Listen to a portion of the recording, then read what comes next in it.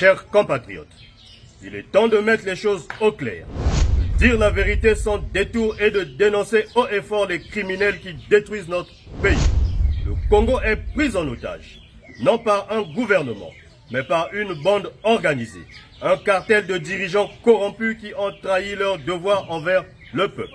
Ce cartel, dirigé par la famille Nguesso et ses acolytes, a mis notre pays à genoux pour leur enrichissement personnel et celui de leur famille, au mépris de la souffrance de millions de Congolais.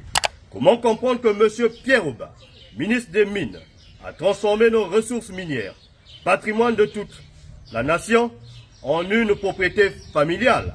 Ses enfants, ses proches, détiennent plus de 30 permis miniers et 15 comptoirs d'achat d'or et de polymétaux sans payer la moindre redevance ni taxe.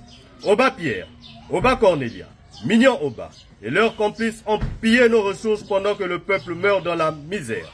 Pendant qu'ils se remplissent les poches, nos hôpitaux sont à l'agonie, nos écoles sont des ruines, nos citoyens n'ont ni eau ni électricité. Voilà ce que ce pouvoir nous offre.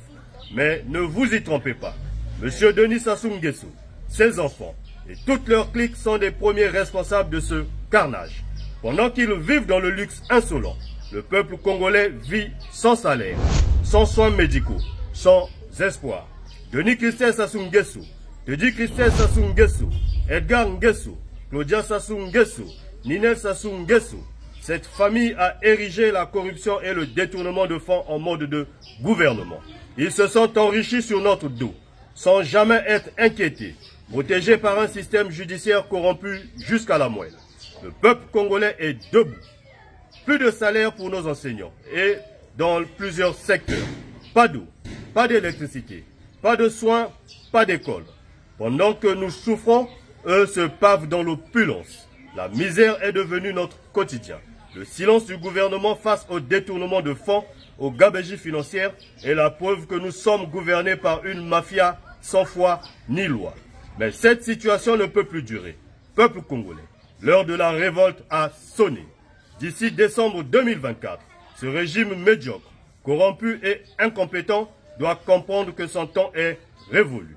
Nous, peuple congolais, nous allons nous lever, descendre dans les rues, remplir les avenues pour reprendre notre destin en main. Nous allons marcher pour la justice, pour la dignité, pour l'espoir et mettre fin à ce règne d'injustice. Le pouvoir en place ne tombera pas tout seul.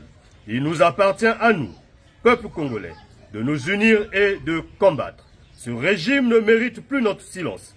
Il ne mérite plus notre soumission. Le changement est entre nos mains.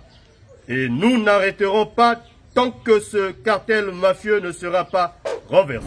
Ensemble, unis et déterminés, nous allons restaurer l'honneur, la dignité et la grandeur de notre pays. La patrie ou la mort, nous vaincrons. Vive le Congo grand et libre. Vive le peuple debout et uni. Vive la liberté pour tous. Castellan Cédric Balou.